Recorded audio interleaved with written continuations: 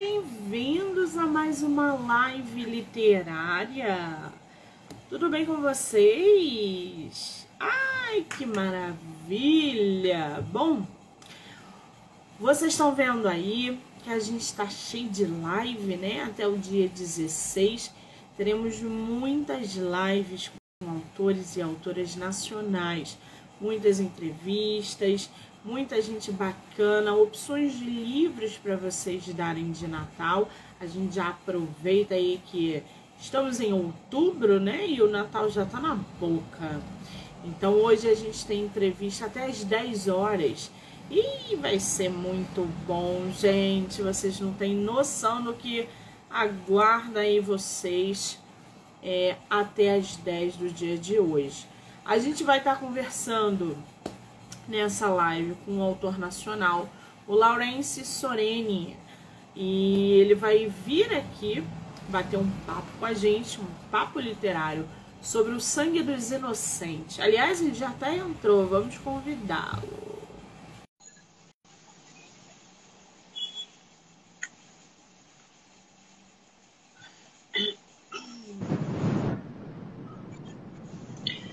Laurence, querido, você está me vendo? Estou sim, tranquilamente. Consegue me ouvir de boa? Tá me ouvindo? Tô. Muito bem! Seja muito bem-vindo ao projeto de lives esse mês. Tudo bem? Tô um pouquinho nervoso, mas eu tô bem. Tá nervoso? É a tua primeira live? Desse modo, sim. Eu faço algumas. Desse modo? Como assim? É que eu já faço algumas pela Twitch, em games, só que nesse molde de literatura, pra falar do meu livro, é a primeira vez. O seu som tá um pouquinho baixo, eu não tô conseguindo te ouvir. Tá melhor agora? Aí, melhorou. Explica pra mim, como assim você faz live, mas não desse jeito? Então, é que as lives que eu costumo fazer são pela Twitch, né? Então, eu sempre faço mais lives de jogos, tem um outro projeto por trás no meu canal.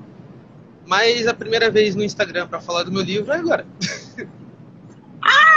Que maravilha! Não se preocupe, porque fazer live é uma delícia. Eu particularmente adoro fazer live, bater papo literário é muito bom. Ainda mais quando é para falar do nosso próprio livro. Então, relaxe e a ideia aqui é que a gente possa se divertir o mais possível. Tá bom, querido? Ok, pode deixar. Me diz uma coisa, qual é o lugar do Brasil que você mora? Eu moro em Indaiatuba, interior de São Paulo. Fica entre Campinas e Sorocaba. Interior de São... É o quê? Fica literalmente no meio entre essas duas cidades. Interior de São Paulo. São Paulo é muito grande, né? São Paulo é enorme isso aí. É uma cidadezinha dentro da outra, interior, capital e nananã. Que loucura. É que nem Minas, é imenso. Você conhece o Rio de Janeiro? Olha, eu nunca fui pro Rio de Janeiro. Curiosidade nunca veio. Nunca foi. Então, se um dia você tiver a oportunidade de vir ao Rio, mande mensagem para que a gente possa se conhecer pessoalmente, trocar figurinhas, tá? Pode deixar. Me diz uma coisa. Gente, antes da gente começar aqui, eu quero frisar que o livro dele, O Sangue dos Inocentes, é tema de episódio exclusivo também no podcast do livro Não Me Livro, que vocês podem ouvir pelo Spotify, pela Anchor, Amazon Music e canal do YouTube. Então corre lá, já se inscreve para acompanhar não só o episódio do livro do nosso autor, mas essa entrevista também e outras de outros autores.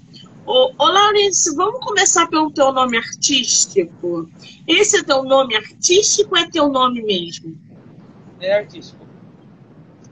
É artístico, vem de um apelido que eu ganhei um pouco na adolescência e meio que cravou em mim e eu comecei a seguir. Então, tipo, basicamente tudo que eu faço é utilizando esse nome. É, se alguém quiser me encontrar em alguma rede social ou em alguma game tag de plataforma de jogos ou qualquer outro lugar, é só digitar esse nome que me encontra. Gente, Laurence Soreni. Esse é o Isso. nome artístico do nosso escritor. Então, quando você for procurar lá o livro, é só digitar esse nome que vai aparecer. Eu estou aqui com a capa do teu livro, com a sinopse, aliás, não tem como a gente não falar dessa sinopse, que já já eu vou ler um trechinho. Mas antes eu queria saber se o teu livro foi publicado de maneira solo, independente, ou foi por editora? Foi por editora, através da editora Livro Novo, e posteriormente pela plataforma Clube de Autores.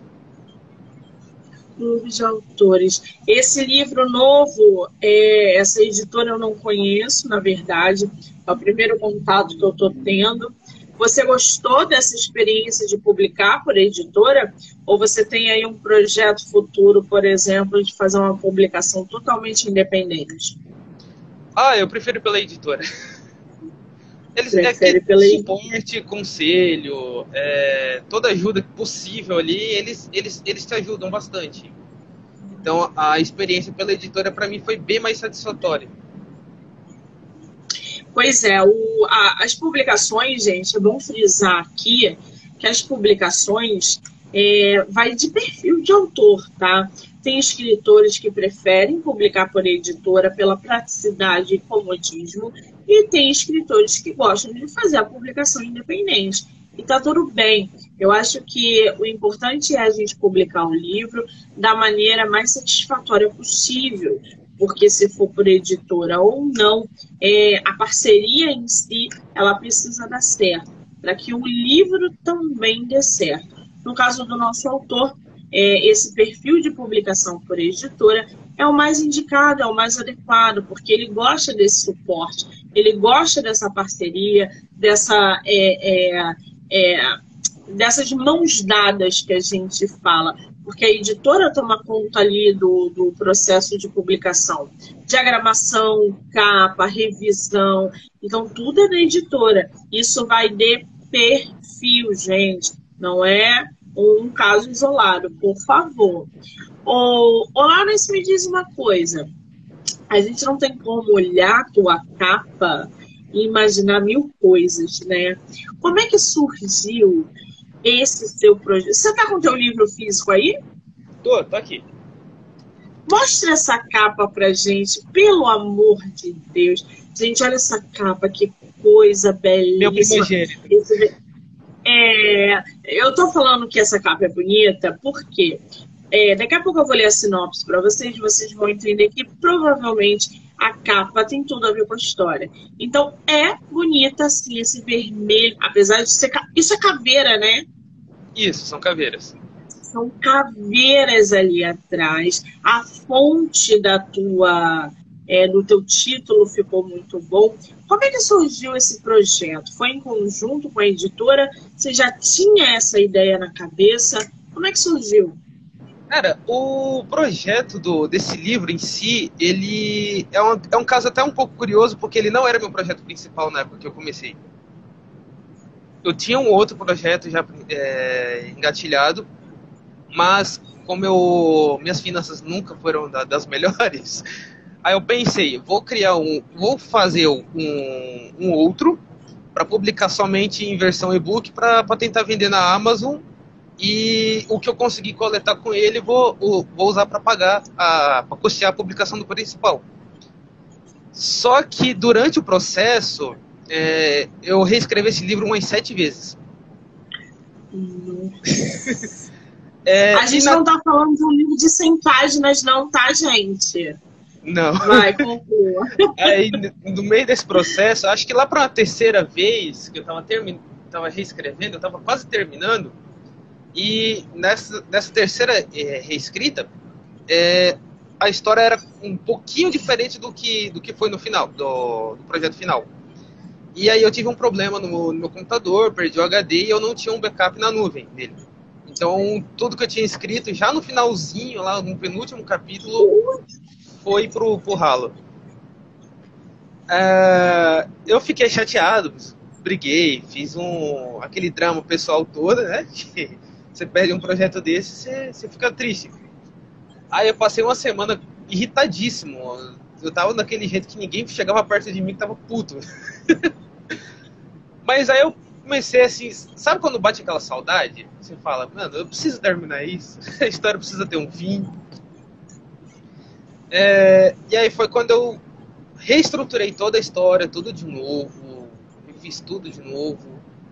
E dali foi, aí nessa reestruturação que eu fiz, eu comecei a me apegar mais aos personagens. Que antes era só um meio para um fim, mas a paixão mesmo veio da quarta escrita por diante.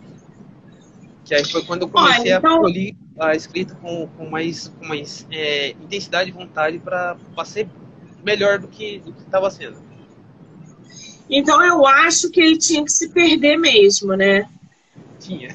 Eu acho que tinha um objetivo ali do universo para não, vamos, porque ele precisa.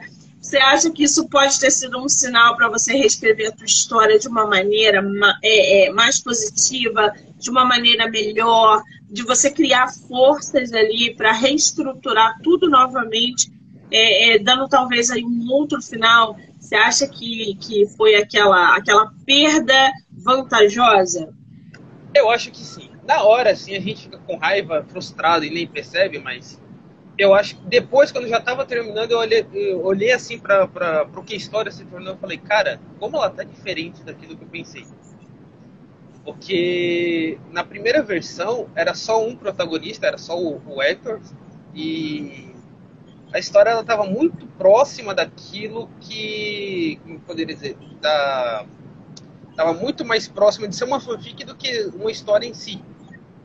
Entendeu? Que uma história própria, independente, uma ideia minha. Aí, quando reestruturei tudo, eu olhei assim e falei, cara, isso realmente saiu da minha cabeça. Estou feliz. Agora, ô Lawrence, como é que surgiu esse O Sangue dos Inocentes? Porque é um nome forte. Esse O Sangue dos Inocentes, quando a gente pega, fala, cara, ferrou, vamos mergulhar numa literatura aí, numa leitura punk. Como é que surgiu O Sangue dos Inocentes? Vamos lá. Inicialmente, eu estava um pouquinho chateado por conta de que na época que eu comecei a escrever, estava tendo muitas obras, muitos filmes, livros e séries e tudo mais sobre vampiros, só que todos eles numa visão muito romântica e não era aquilo que eu queria ver. O filme mais próximo assim que chegou a ser daquilo que eu queria ver era aquele filme O Anjos da Noite. Só que esse filme começou a tomar um tom muito Romeu e Julieta. E nada contra, né? Mas eu não sou muito chegado a romances assim entre opostos nesse ponto de vista. Então eu pensei, vou criar alguma coisa que seja mais próximo daquela visão que eu quero ter das criaturas, dos monstros, do terror, do sentimento dos personagens, sabe? Dos heróis, enfim. E eu, em contrapartida, eu tinha um dos meus jogos favoritos da época, tinha uma visão muito mais próxima do que eu queria em relação a essas criaturas. E eu comecei a puxar esse ponto de partida. Dali por diante, eu tive também um projeto da faculdade que era para criar um jogo de tabuleiro, em que eu usei de embrião para poder dar o segundo ponto de partida do livro. Então eu juntei os dois e comecei dali a pesquisar bibliotecas de monstros, criaturas sobrenaturais. Eu assistia muito Supernatural, então me ajudou bastante em alguns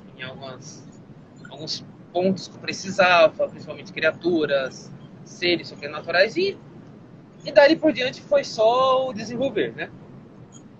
O único Muito bem, eu tô mesmo foi o da segunda protagonista, a Catalina. Essa daí foi o ponto mais inesperado da criação. Pois é, eu já ia até pedir para que você falasse um pouquinho para a gente, primeiro sobre o Hector e depois sobre a Catalina, que são esses personagens na tua história. O Hector, ele é um homem que ele resolveu mudar de vida e nessa mudança ele se mudou para o vilarejo, onde ele vai para o vilarejo, conheceu uma bela mulher, a Cristina, e se casou com ela. E infelizmente na vida dele quiseram o destino que a esposa dele fosse condenada por bruxaria. E como eu posso dizer, sem dar tanto spoiler, o Hector, ele tem um passado um pouco sombrio. E esse passado começa a chamar ele de volta devido a toda a raiva que ele estava sentindo pela perda. Porque ele tentou protegê-la de todas as formas, ele não conseguiu, então ele se culpa por essa perda. Ele sente raiva por ter falhado com ela. E sente raiva por ter sido algo, como poderia dizer, um complô vindo de um alto escalão. Então ele vai decidir seguir essa marca da vingança e qualquer um que ficar ao seu caminho será destruído por ele sem piedade alguma. E ele sabe que, ao tomar essa decisão, o futuro não só dele quanto da humanidade vai ter uma consequência pesada, uma consequência muito séria, mas ele não está preocupado quanto a isso. Ele quer a vingança dele e ponto final. É o preço para ele, um preço pequeno a se pagar. Agora a Catalina, cara, como eu posso falar dela? Ela se tornou o meu xodó nessa história. Porque ela é uma jovem de 16 anos, do vilarejo dela. Para a época, 16 anos já era uma idade que já estava bem próximo do limite do casamento, né? Que ela tinha que encontrar alguém para se casar, só que ela não queria. Ela queria encontrar o pai que estava desaparecido. Ela quer encontrar o pai que está desaparecido. E escondido da família, tudo mais, ela foi treinada pelo tio dela, que é um membro da igreja, para que ela pudesse ser uma continuação dos serviços dele. E... Conclua, desculpa, conclua. Aí por ela ter sido treinada por ele, ela é dotada de muita coragem, experiência zero. Ela nunca teve uma experiência real no campo de batalha. Então, tudo que ela conhece, tudo que ela viu, foi só através de estudos e os treinamentos com o tio. Então, toda a experiência real mesmo de batalha, ela vai ter ao lado do Hector, quando cruzar com ele. Provavelmente a gente vai acompanhar, então, o amadurecimento de uma personagem, né? Porque toda essa transição de uma jovem de 16 anos e tal, ingênua, para uma guerreira, talvez, para uma mulher treinada, a gente já pode esperar coisa boa por aí. Eu vou ler um trechinho para vocês da sinopse do livro, para que vocês possam aí se inteirar ainda mais sobre a história do nosso autor. O Sangue dos Inocentes é o nome do livro, tá, gente? O ano é 1475, eu já adoro. Período sombrio para a humanidade, com as ações da caça às bruxas, muitas mulheres perderam suas vidas. Porém, uma das vítimas era esposa do homem errado. Sedento por vingança e ódio, Hector jurou matar a todos que foram responsáveis pela morte de sua amada, não temendo as consequências que isso trará para a sua vida e para o mundo. Em contrapartida, uma jovem iluminada, Catalina, decide enfrentar os perigos deste mundo em busca de seu amado pai, desaparecido há semanas. Quisera o destino que seus caminhos se cruzassem na mesma direção. Agora terão que superar suas diferenças e trabalhar em equipe, se quiserem sobreviver aos desafios sombrios que enfrentarão nessa insana jornada cheia de ação e aventura. Cara, primeiro, ano de 1475. Muito específico, né? Escreveu uma história que se passa em 1475. Se vocês repararem, vocês não podem dar qualquer nome para personagens dessa época. Então, Héctor e Catalina foram escolhidos essencialmente para isso. Porque Héctor é nome de 1400, 1500. Vocês podem ver que existem muitos Héctors. Então, assim, Catalina é outra também. Então, até os nomes, para vocês enquadrarem nessa época do tempo, nessa época, essa narrativa, é primordial para que a história tenha também êxito. O Lawrence escrever uma história que se passa nessa época é muito diferente de escrever uma história, uma narrativa, uma ficção em épocas distintas, mais para frente, como a gente está acostumado a ver. Como é que foi esse seu processo de escrita? Você precisou estudar sobre esse tempo, sobre os costumes, o cenário? Como é que foi isso? Eu pesquisei bastante coisa. O ano de 1475 não é por acaso. Eu escolhi essa época exatamente com base em matemático, porque se passa pouco tempo depois da libertação da Romênia da invasão da Turquia, antigamente conhecido como Império Otomano. Então, e tanto que eu cito eles diversas vezes na história. Então eu usei de base essa guerra para fazer um cálculo com base na idade que os personagens teriam. E aí foi quando eu cheguei nesse ano. Aí eu pesquisei um pouco sobre a caça às bruxas, que também aconteceu um pouco mais terminou nesse período. E junto foi a pesquisa de terreno. Tinha dias que eu ficava horas com o Google Maps aberto, observando a região da Transilvânia ali, pegando um pouco do terreno, o que era um pouco mais alto, que era as regiões que era mais montanha. Então eu fui traçando um mapa a partir desse ponto. Os nomes dos vilarejos foram 100% fictícios mesmo, exceto os castelos do Vlad, que são exatamente na localização original que tem na Romênia.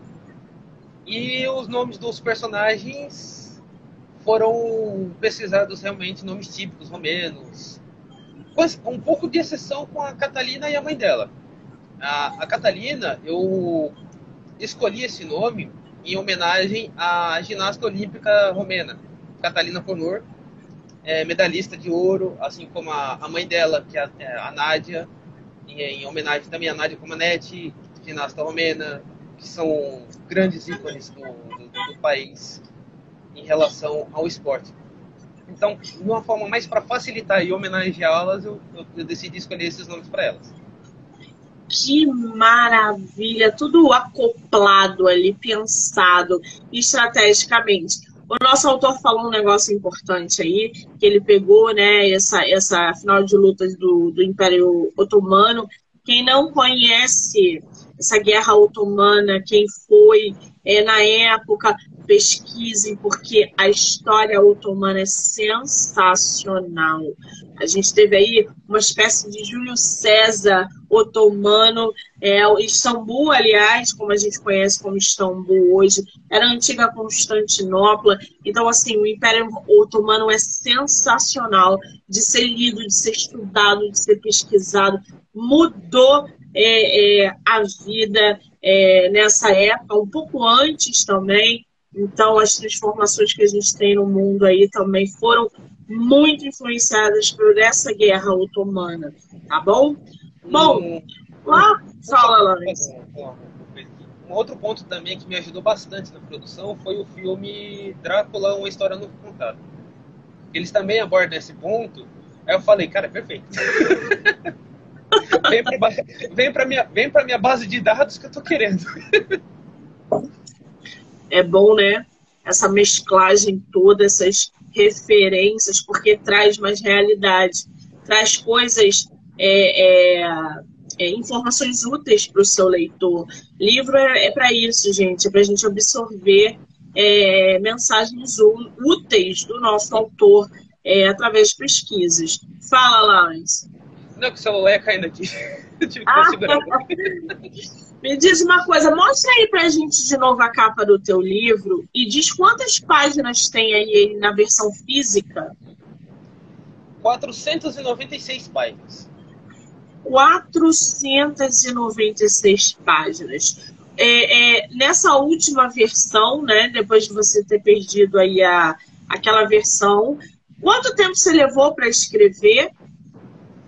A última versão eu demorei mais ou menos 1 ano para terminar de escrever. Não sabe isso? Na última escrita foi mais ou menos 1 ano que eu demorei para terminar de escrever. 1 ano, agora eu entendi. Porque... Qual foi para você? Porque eu já tinha tudo praticamente na cabeça ainda. Então estava bem guardado na memória toda a estrutura. Então eu peguei e mudei alguns pontos para deixar os pontos de ligação para continuidade. Então tem alguns pontos no trecho que tem história aberta, alguns personagens que aparecem esporadicamente, porque eles vão aparecer mais para frente nos próximos. Pois é, eu ia te perguntar isso, se isso é volume único, mas não, né? Você vai fazer a continuação? Serão 4 ao todo. 4 livros, assim, de 500 páginas no leitor, é isso? Olha, se vai ser de 500 páginas, eu não sei. Mas assim, o primeiro rascunho eu já comecei a escrever a segundo livro, né, a continuação, e já tava beirando os 800. Aí eu falei, não, velho, vamos refazer com cuidado aqui. Gente, mas é muita história. É porque eu gosto de ser detalhado em alguns pontos, sabe? Eu não gosto de acelerar demais o tempo. Então, assim, na minha cabeça, eu preciso explicar para o leitor por que o personagem saiu da água e virou vinho. Eu tenho que ter essa parte da construção da personalidade, das motivações. A Catalina, ela tem uma evolução nesse primeiro livro e que tem os pontos críticos que causam essa evolução. E tem também os pontos que desafiam essa evolução de fato. Que é quando a história derruba ela para provar se ela realmente evoluiu tanto quanto aparenta. Então eu preciso ter esses pontos de desafio. Eu vou te falar que 4 volumes, caso venham aí de 500 páginas, é praticamente um tijolo na cabeça do leitor. Que bom, né? Que bom. É sinal que a criatividade é muito boa e tem muita história. Agora, o Lawrence, na tua avaliação, né, durante esse processo de escrita, acredito que esteja aí todos os outros volumes já programados para virem. Qual foi para você essa parte mais fácil e mais difícil de você escrever a tua história? A parte mais fácil... Cara, como eu posso explicar? A parte mais fácil para mim foi escrever o final. Porque o meu final já estava pronto já no começo. Então, o miolo ali foi só... O miolo seguiu mais fluido por conta disso, porque eu já tinha a ideia do final pronta na cabeça. Agora, a parte mais difícil para mim foi conseguir escrever, acho que o capítulo 18 para frente. O capítulo 18 para mim desse livro foi o mais complicado de escrever. Porque tem um ponto de emoção muito forte ali que pegou em mim também. Então, nesse ponto, quando eu estava escrevendo, eu cheguei a chorar escrevendo ele. Porque como eu falei, é um ponto de emoção que afetou a Catalina e me pegou junto. Foi ali que eu percebi que realmente eu tava gostando muito desse personagem. Se Porque, apegando, né? me apeguei ali de um jeito que eu não esperava. Tanto que, assim, Acontece. é estranho porque ela não estava programada, eu nunca nem pensei nela. E da criação pra frente, eu me apeguei tanto a ela que tá um pouquinho difícil de escrever o segundo por causa disso. Você sabe que isso é mais comum do que a gente pensa, né? Porque quando a gente senta para escrever, os personagens ganham vida. E são eles quem ditam o que vai ser da história, e não você.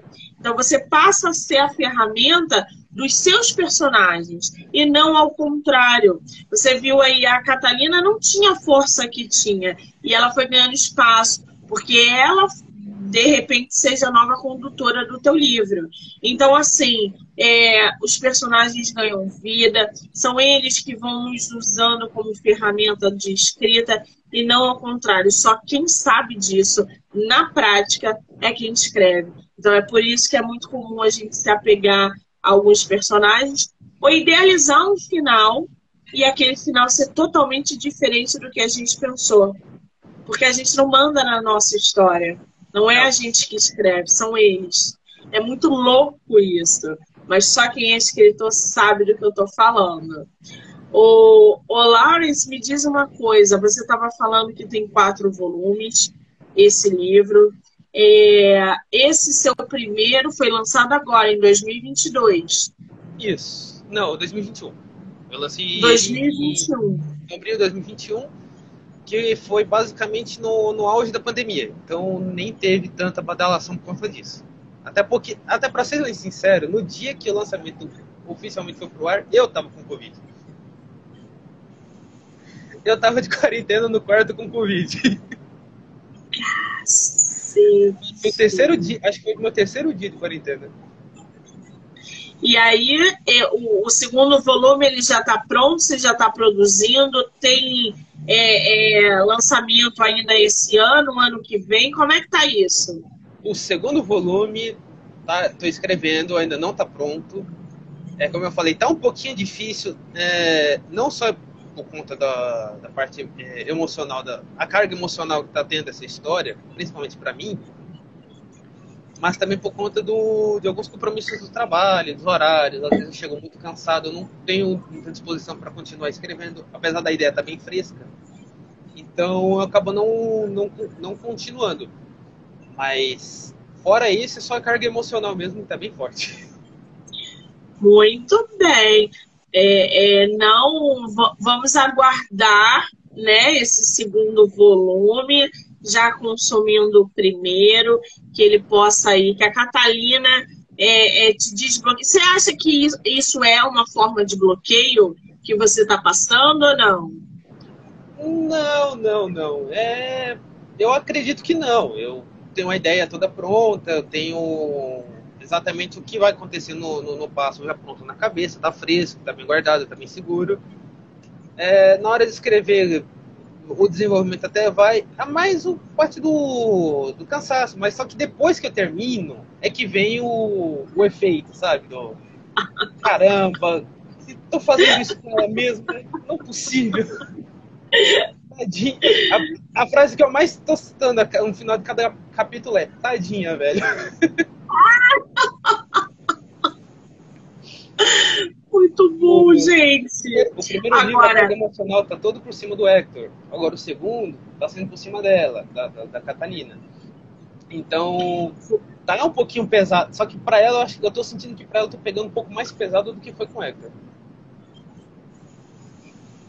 Você pode ler um trechinho do teu livro pra gente?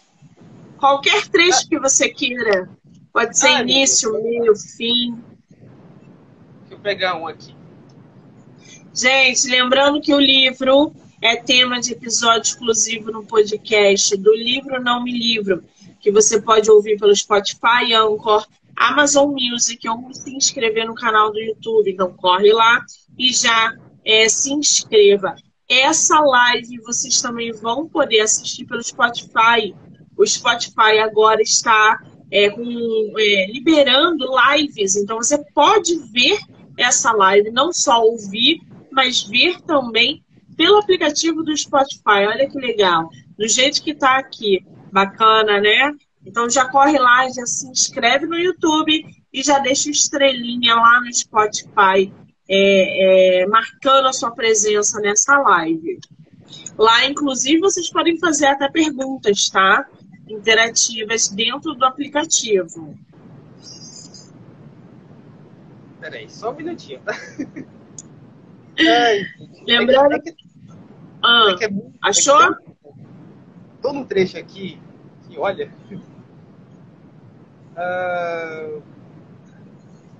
Tá aqui.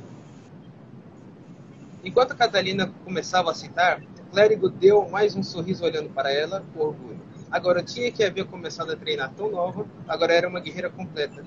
E ele viu que a sua missão estava completa. A partir desse momento, ele poderia seguir o seu caminho.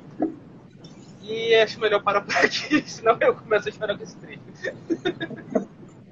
Ah, não, foi tão rapidinho, né, gente? É só para botar água na boca do leitor, né? Ah, que palhaçada.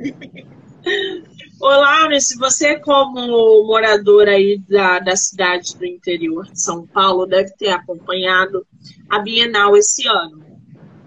Você foi à Bienal ou não? Não fui, infelizmente eu não fui. Essa Bienal de São Paulo foi um estrondo de público. Os próprios organizadores falaram que não esperavam a quantidade de leitores para esse ano. E acabou que foi um sucesso. Eu não fui, mas acompanhei pelo Instagram, pelas redes, todos os meus autores. E realmente foi um estrondo. E aí isso levanta uma questão que eu queria te fazer, porque a geração atual, tá, e a geração passada estão consumindo muitos e-books, os famosos livros digitais. A gente está vendo que eles estão aí dentro do mercado, junto com os livros físicos, pela comodidade, pela praticidade, até mesmo pelo preço. Muitos leitores estão preferindo os e-books. Como é que você vê essa dimensão dos e-books, da tecnologia, dentro da literatura, como escritor, aquele que escreve e publica, e como leitor, aquele que lê, que consome histórias?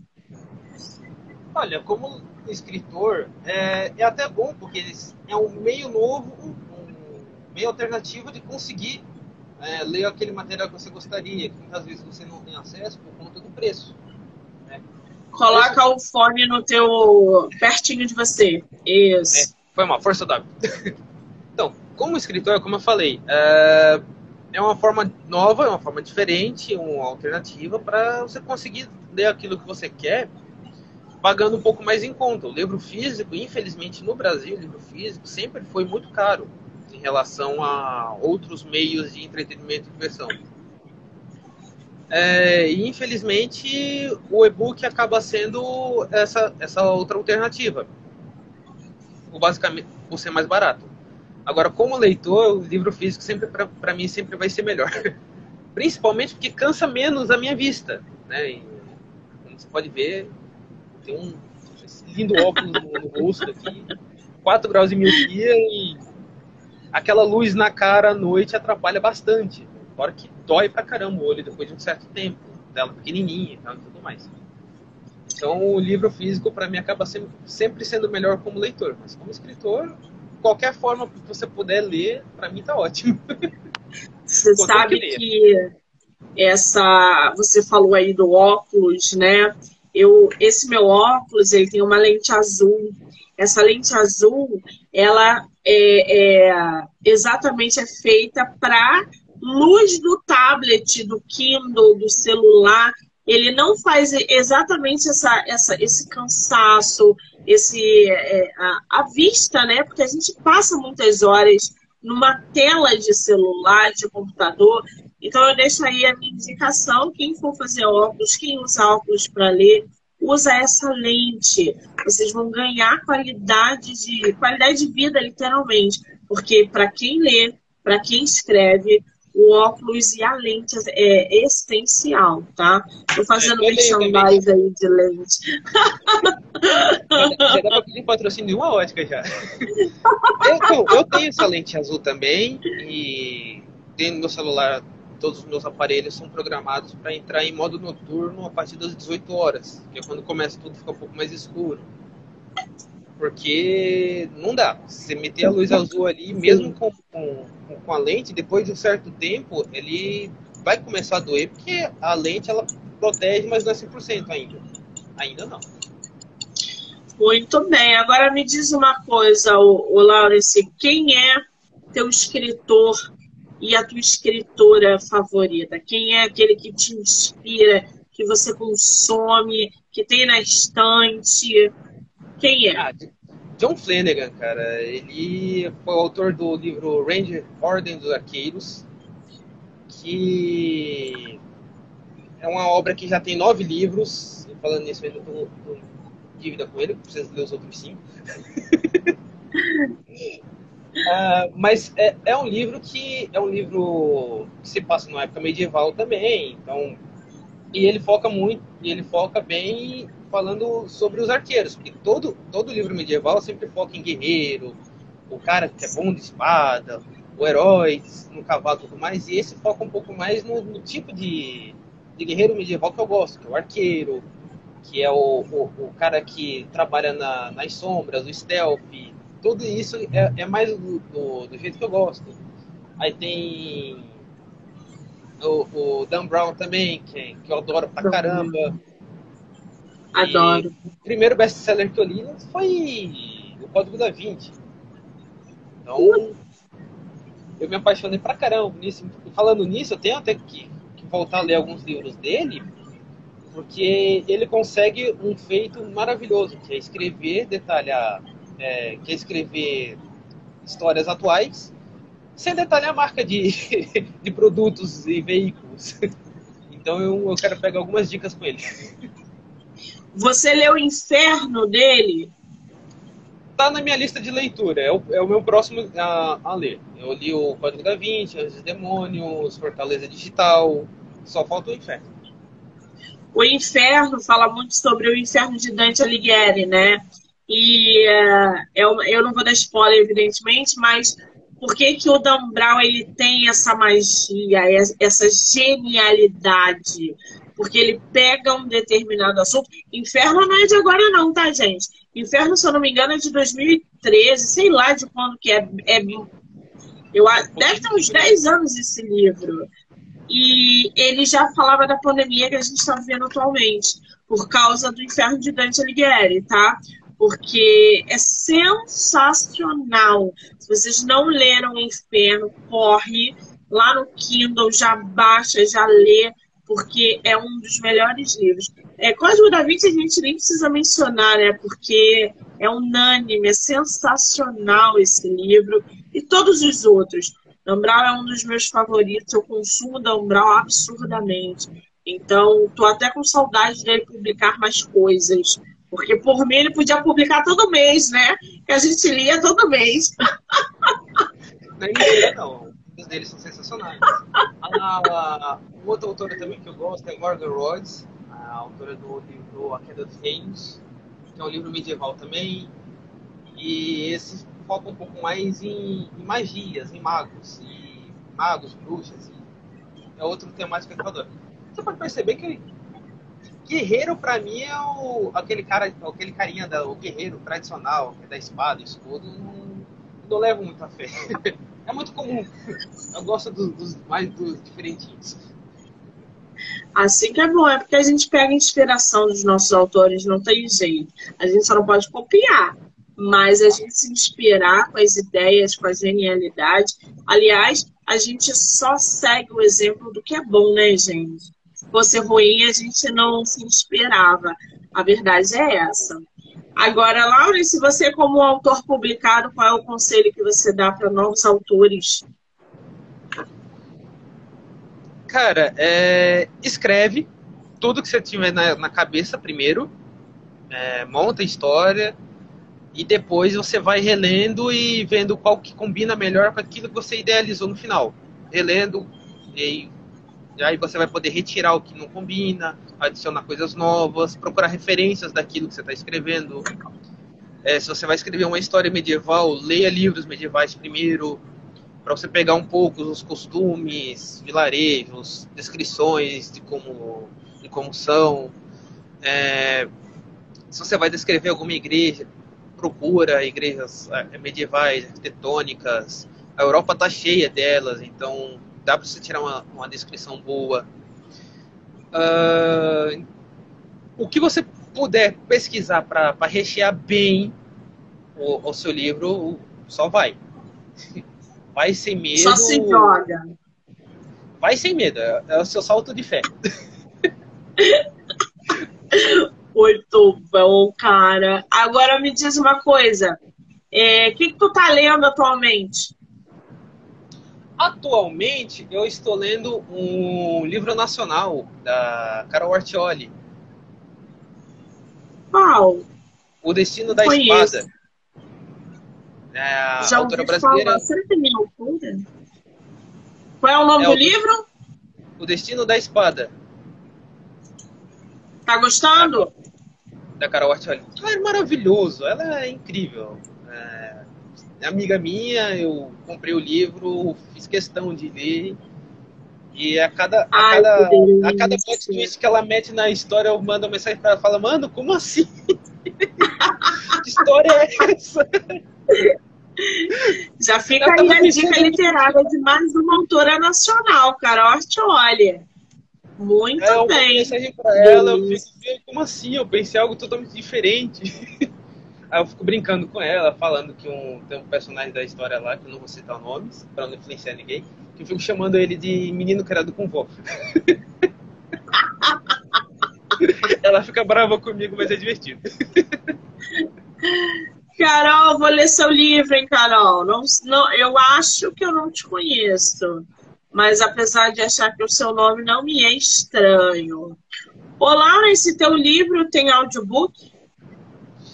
Eu tô correndo atrás pra conseguir fazer a versão dele audiobook.